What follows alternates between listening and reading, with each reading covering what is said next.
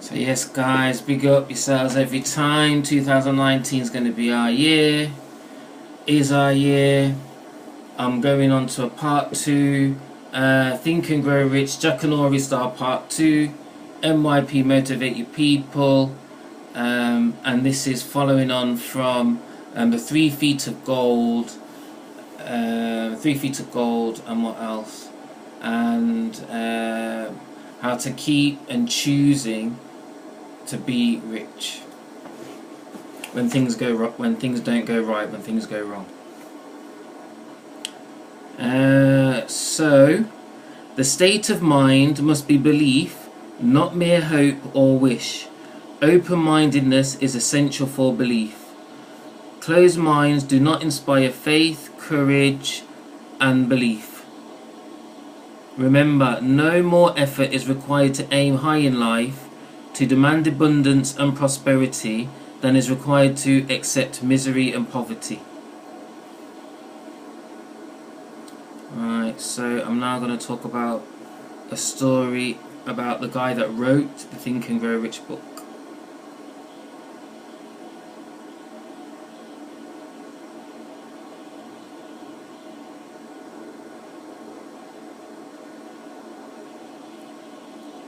Right then, so where are we? Desire outwits Mother Nature.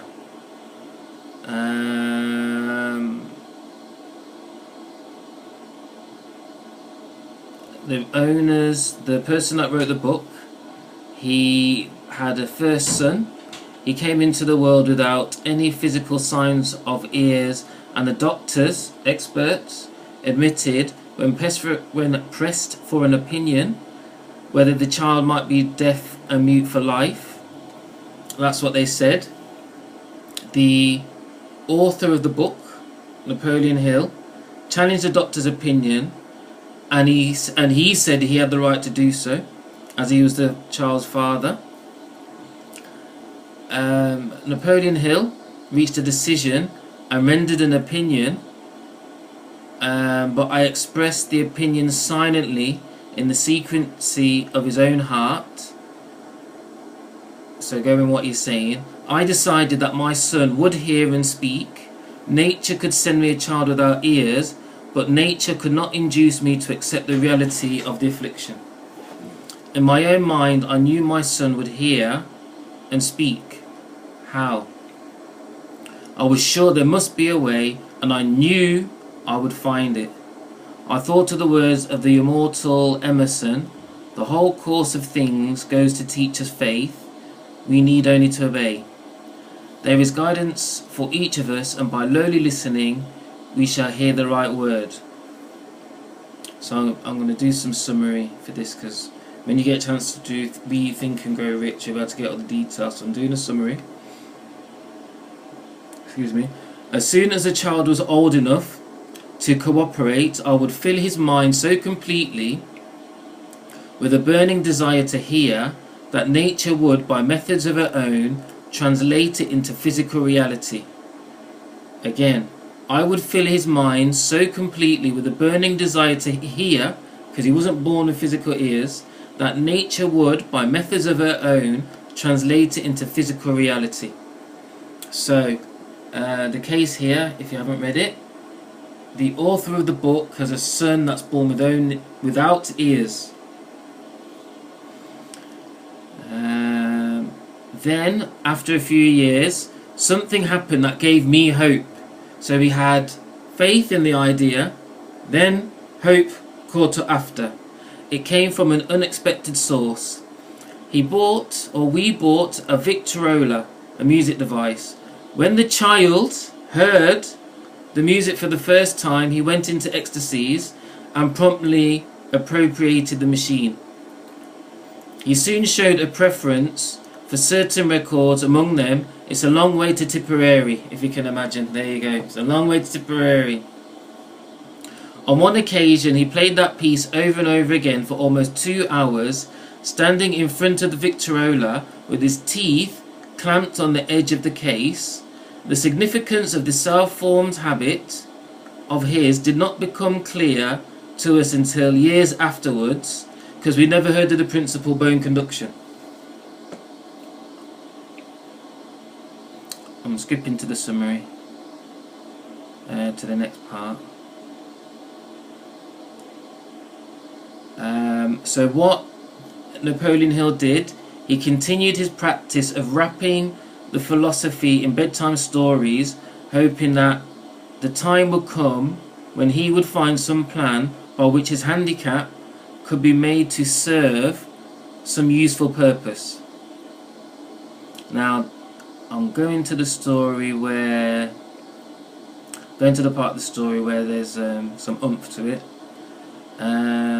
I sold him the idea too that when he became old enough to sell newspapers, his older brother, which was really good, had already become a newspaper merchant. He would have a big advantage over his brother. How's that? He'd have a big advantage over his brother because people would pay him extra money for his wares because they could see that he was a bright, industrious boy despite the fact he's got no physical ears. For several months he begged for the privilege of selling newspapers, but his mother would not give her consent. Finally, he took matters into his own hands. One afternoon, when he was left at home with the servants, he climbed through the kitchen window, shinnied to the ground, stepped out on his own. He borrowed 6 cents in capital from the neighborhood shoemaker, invested it in papers, sold out, reinvested, kept repeating until late in the evening. After rebalancing his accounts and paying back the 6 cents that he borrowed from his banker, he had a net profit of 42 cents. When he got home that night, we found him in bed asleep with the money tightly clenched in his hand. Part A. His mother opened his hand, removed the coins and was crying like this. "Oh, my poor boy, my poor boy." Of all things, Napoleon said, crying over her son's first victory. My reaction was reverse. Those guys out there, you've got dads, you've most probably got kids yourself to your dad. Son's got out, no ears. You know the one. Yes, get in. Yes. Oh, my poor boy, my poor. Yes. Yes. Get in. No ears. Bring your home money. Well done. So that's my take on the version of Desire. No, let me get the chapter of Think and Grow Rich, jackanory style. Desire outwits Mother Nature. There's a part 2 that's coming for his story's not finished with you yet. There's a part 2 coming about what he now did later after he finished university. So this is my little summary for you guys. So all my love to you, and let's think and grow rich.